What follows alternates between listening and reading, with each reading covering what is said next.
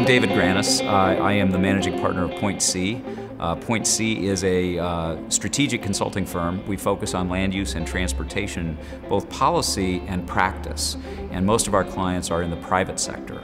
But we work a lot with government and a lot with non-governmental organizations, specifically in the environmental community.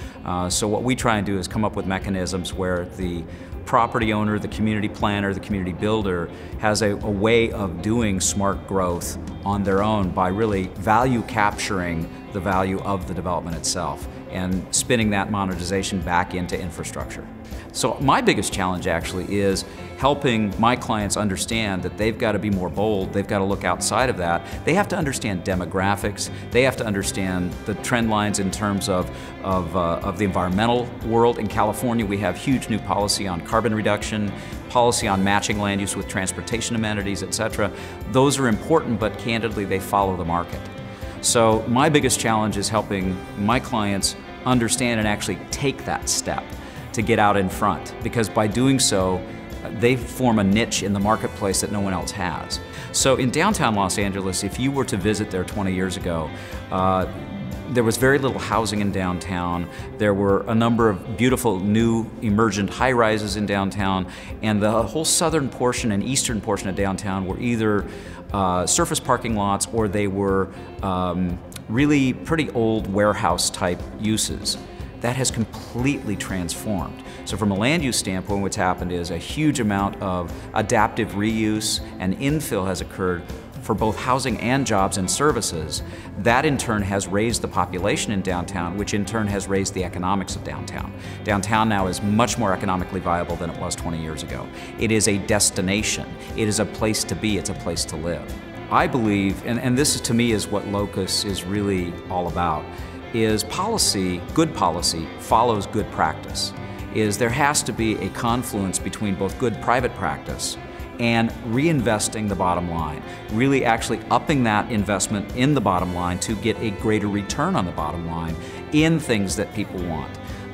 The millennial generation and the retiring boomers represent the biggest segment of our population in this country. They don't want the half-acre, the quarter acre, even 5,000 foot lot with a yard and all that. They're moving into the cities, they're moving into the urban areas. The millennials want a lot more flexibility. They don't want to be tied down.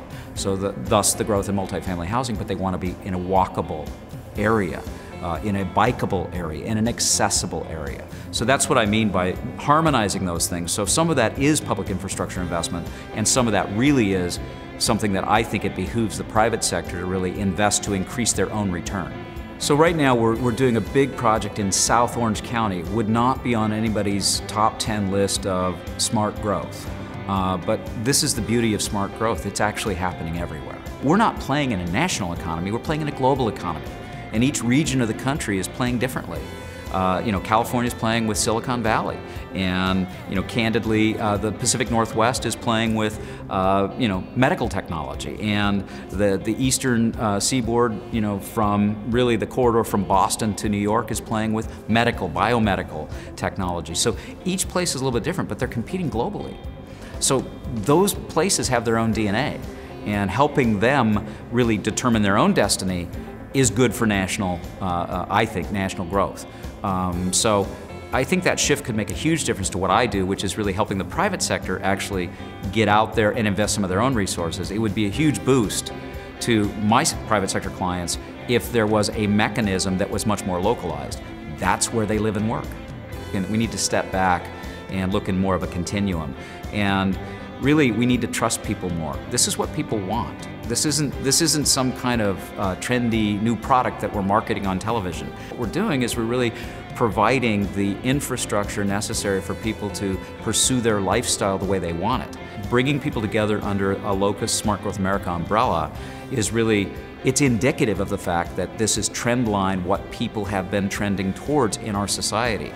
So, my thoughts on smart growth is, I think trust people that they know what they want, number one, and number two, we can do a lot better for our kids and our grandkids, not just through investing tax resources, but doing things more smartly, creating that operating system that continually is dynamically updated for future generations.